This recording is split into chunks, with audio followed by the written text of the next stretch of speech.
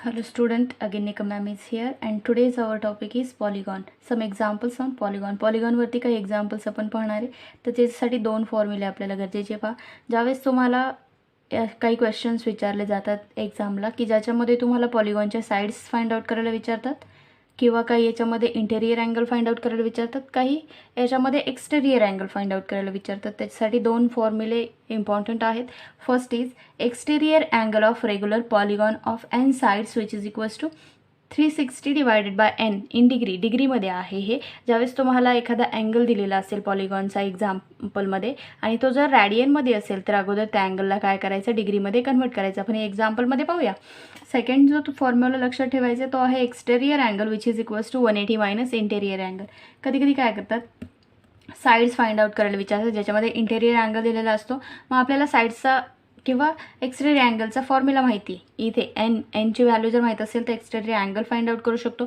Exterior angle माहीत असेल तर साइड्स आपण इथे काय करू शकतो, या फॉर्म्युलेचा यूज करून फाइंड आउट करू शकतो. मग ज्यावेळेस तुम्हाला साइड्स फाइंड आउट करायला सांगितलेले असेल आणि इंटेरियर अँगल दिलेले असेल त्यावेळेस काय करायचं, दिलेला जो एक्सटेरियर अँगल फाइंड आउट करण्यासाठी इंटेरियर अँगल जो दिला असेल तो 180 मधून मायनस करायचा, तो आपला असेल एक्सटेरियर अँगल. आणि जर एक्सटेरियर अँगल दिला असेल तर तो काय करायचा, 180 मधून तो पण मायनस करायचा, म्हणजे आपल्याला त्यावेळेस इंटेरियर अँगल मिळतो जर इंटेरियर अँगल फाइंड आउट करायचा असेल तर. आणि जो आलेला एक्सटेरियर अँगल आहे तो जर याच्यामध्ये पुट केला तर आपल्याला काय मिळतात, साइड्स. आणि जर साइड्स दिल्या असतील तर डायरेक्ट त्या साइड्सने 360ला जर डिव्हाइड केलं तर आपल्याला काय मिळतो, एक्सटेरियर अँगल. ह्या दोन गोष्टी या टाईपच्या एक्झाम्पल्ससाठी इम्पॉर्टंट आहेत. तर आपण पाहूया कसे कसे पॉलिगॉन्स असतात. फॉर एक्झाम्पल हा ट्रायंगल असेल, किती 3 साइड्स आहेत. स्क्वेअर असेल, याला किती 4 साइड्स आहेत. त्याच्यानंतर असेल पेंटॅगॉन, त्याला किती असतात 5 साइड्स. Like that. हे तुम्ही केमिस्ट्रीमध्ये हे शेप्स शिकलेले आहेत. त्याच्यानंतर असेल हेक्झॅगॉन,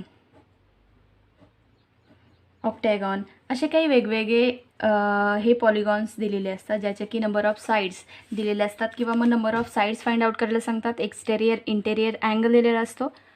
पाहूया. लेट्स सी फर्स्ट एक्झाम्पल बघा काय दिले. Find the number of sides of a regular polygon if each of interior angle is 4π/5 radian. म्हणजे काय म्हटलं आहे की त्यांनी देतानाच एक्झाम्पल काय दिले, साइड्स फाइंड आउट करा. रेग्युलर पॉलिगॉन किती साइड्स आहे तो माहीत नाही आहे, त्याच्या साइड्स काय करा, फाइंड करा. आणि साइड्स फाइंड आउट करण्यासाठी त्यांनी बघा इथं इंटेरियर अँगल दिलेला आहे. आता इंटेरियर अँगल दिलेला आहे पण आपल्याकडे फॉर्म्युला आहे काय, exterior angle of regular polygon of n sides which is equals to 360/n. जर त्या साइड्सने 360ला डिवाइड केलं तर आपल्याला काय मिळतं, एक्सटेरियर अँगल. मग त्याचप्रमाणे जर आपल्याला एक्सटेरियर अँगल माहिती असेल तो या फॉर्म्युल्यामध्ये पुट केला तर हा एन इकडे होईल मल्टिप्लाय आणि हा एक्सटेरियर अँगल 360ला काय होईल, डिवाइड. त्याच काय येतील, आपल्या साइड्स ऑफ रेग्युलर पॉलिगॉन मिळतील. पण त्यासाठी आपल्याला एक्सटेरियर अँगल माहीत असणं गरजेचं आहे. आता त्यांनी देताना दिला आहे इंटेरियर अँगल. मग आपल्याकडे फॉर्म्युला आहे again exterior angle which is equals to 180 minus interior angle. मग आपण काय करणार, इथे इंटेरियर अँगलची व्हॅल्यू पुट करणार, 180 मधून मायनस करणार आणि तो आपल्याला मिळाला एक्सटेरियर अँगल. पण अगोदर इथं 180 मधून जर आपण मायनस करतोय तर इंटेरियर अँगल आपल्याला काय करावं लागेल, डिग्रीमध्ये कन्वर्जन करावं लागेल, कारण देताना काय दिलेला आहे, तो रॅडियनमध्ये दिलेला आहे. मग आन्सर लिहिताना कसं लिहायचं बघा, late the number of sides, कारण साइड्स आपल्याला अगोदर मानून घ्याव्या लागतील, ते आपल्याला फाइंड आउट करायचे आहेत. मग त्याला आपण एन मानूया. Let the number of sides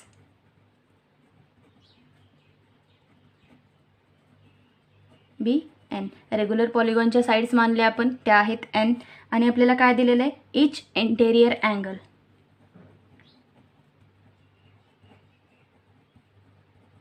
angle of polygon काय दिलेला आहे, 4π/5 रॅडियन दिलेला आहे. रॅडियन आहे, आपण काय करायचं, डिग्रीमध्ये ऑलवेज कन्व्हर्ट करून घ्यायचा.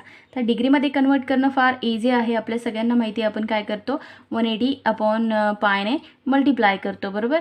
पाय कॅन्सल होईल आणि आपल्याला इथे जे आन्सर मिळेल ते मिळेल 144 डिग्री. काय मिळाला, हा इंटेरियर अँगल ऑफ पॉलिगॉन.